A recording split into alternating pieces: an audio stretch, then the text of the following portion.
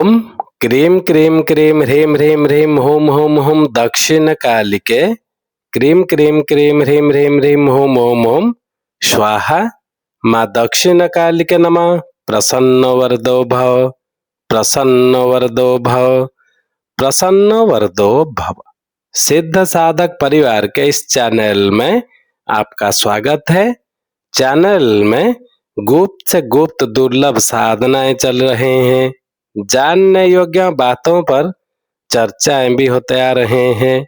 साथ ही साथ शक्तिशाली से अति तीव्र शक्तिशाली टोटके भी दिए जा रहे हैं।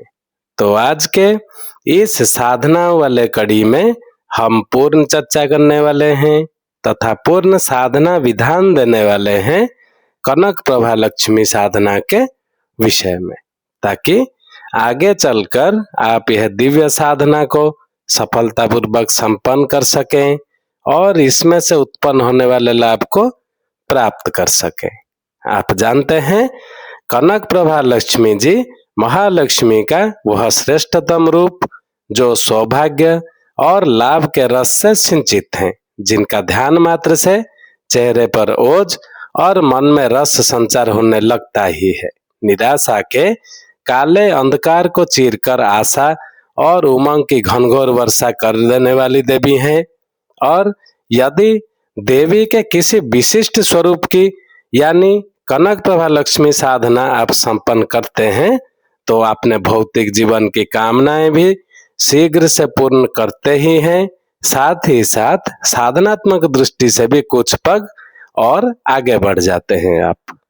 और कनक प्रभा साधना ऐसी ही मंत्रोक्त साधना है जहां पर प्रखर ऋषि और युग दृष्टा महर्षि याज्ञवल्क्य ने महालक्ष्मी को कनक प्रभा रूप में उपस्थित होने की एक विशिष्ट पद्धति ढूंढ निकाली थी। और देवी के उस स्वरूप को कनक धारा कहें अथवा कनक प्रभा का संबोधन दे, तात्पर्य केवल एक ही है कि घर में अथवा यदि सन्यासी हो तो उनके आश्रम में धन का ऐसा प्रभाव आरंभ हो जाए जो स्वर्ण वर्षा जैसा हो, क्योंकि धन की प्रचुरता से ही संभव है जीवन में प्रसन्नता का आगमन।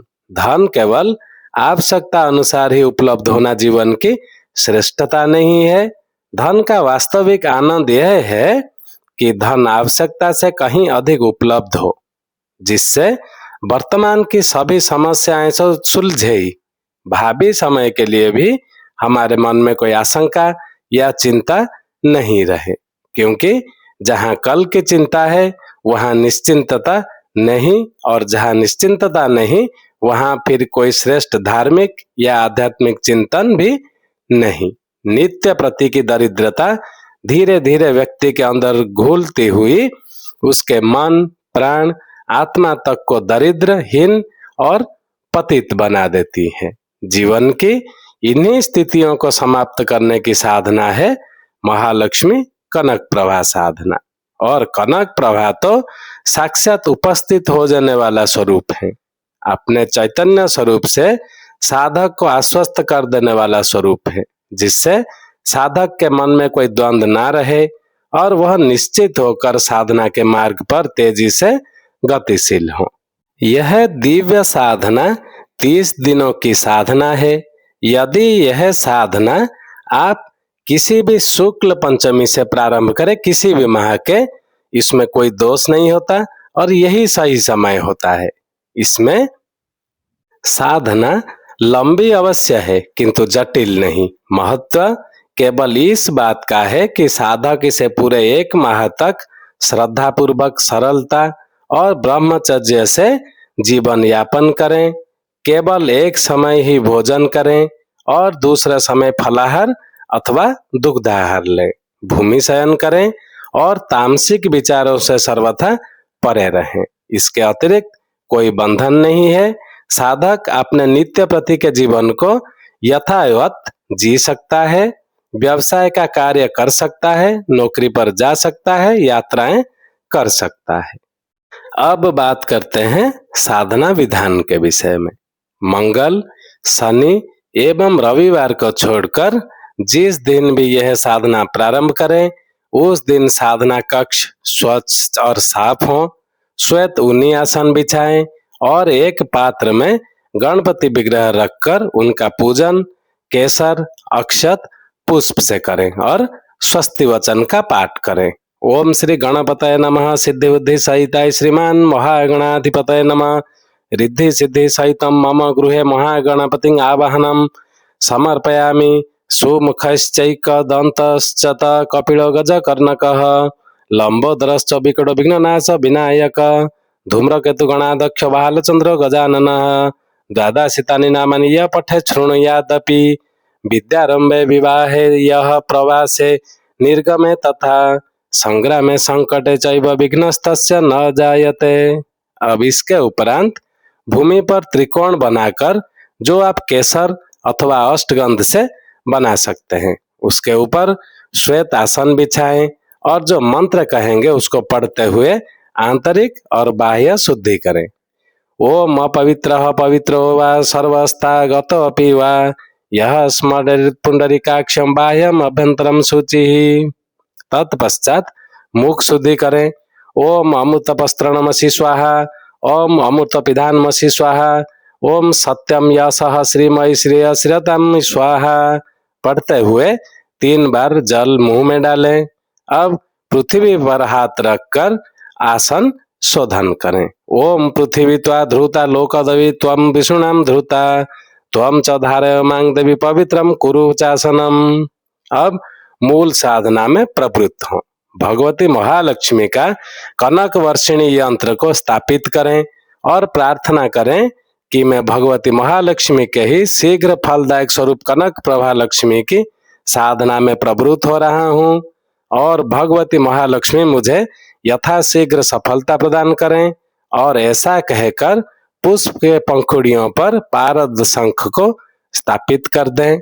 यदि आपके पास पहले से कोई पारद शंख हो और उस पर साधना की गई हो तब भी वह पूर्ण फलदायक होता है। पारद तो एक ऐसी चैतन्य धातु है जिससे निर्मित कोई भी विग्रह अपने आप में श्री युक्त होता ही है और इसी विशेषता से कनक प्रभा की साधना पारद शंख पर निश्चित रूप से फलदायी होती है, क्योंकि पारद और स्वर्ण निर्माण का घनिष्ठ संबंध होता है। इस दुर्लभ पारद शंख पर अष्टगंध से स्वस्तिक का निर्माण करें, गुलाब की पंखुड़ियां चढ़ाएं एवं एक बड़ा दीपक शुद्ध घी का जलाकर भगवती लक्ष्मी और उनके साकार प्रतीक विग्रह रूप पारद शंख का संयुक्त पूजन करें और प्रार्थना करें। देवी कनक प्रभा इसी पारद की भांति बद्ध होकर अपने सहोदर तुल्य इस पारद शंख के रूप में मेरे घर में स्थायी निवास करें। भगवती महालक्ष्मी एवं शंख का पूजन सुगंध, कुमकुम, अक्षत, पुष्प, पंचामृत, दुग्ध निर्मित नैवेद्य, तांबुल एवं पुंगी फल यानी सुपारी से करें।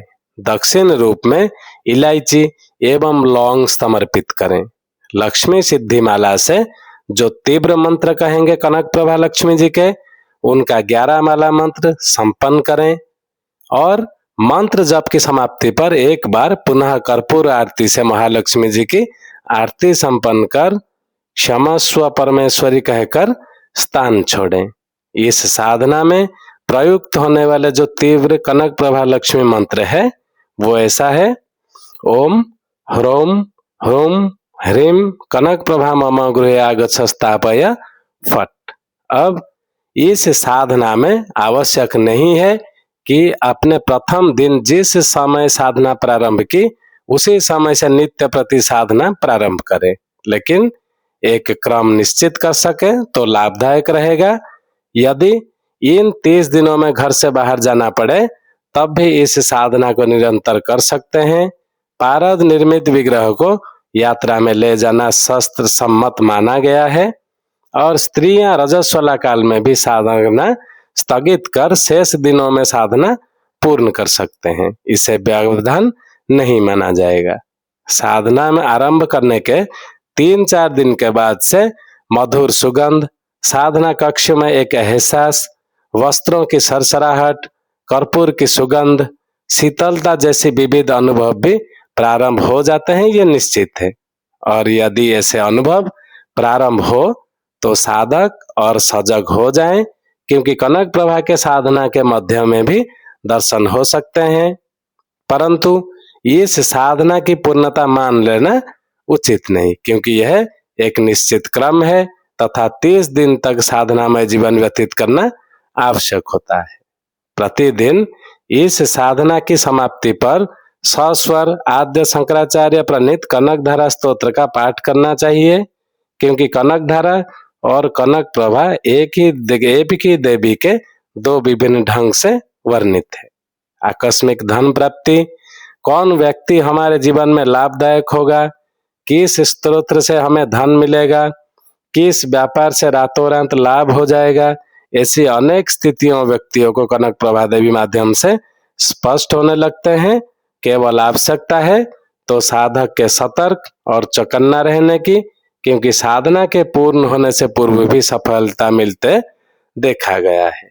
जिनको यह दिव्य साधना को संपन्न करना हो, हमारा ईमेल आईडी दिया हुआ है, वो हमसे संपर्क कर सकते हैं, उनका मार्गदर्शन कर दिया जाएगा और साथ में साधना में व्यवहार में आने वाले सामग्रियां भी उनके पास पहुंचा दिए जाएंगे। चैनल को ज्यादा से ज्यादा सब्सक्राइब कर लें, ताकि हमारे कहे हुए बातों का, दिए हुए मंत्रों का सम्मान भी बना रहे। आज के लिए इतना ही था। ओम क्रीम क्रीम क्रीम ह्रीम ह्रीम ह्रीम हुम हुम हुम दक्षिण कालिके क्रीम क्रीम क्रीम ह्रीम ह्रीम ह्रीम हुम हुम हुम स्वाहा। माँ दक्षिण कालिके नमः। प्रसन्न वरदो भव, प्रसन्न वरदो भव, प्रसन्न वरदो भव। जय सिद्ध साधक परिवार।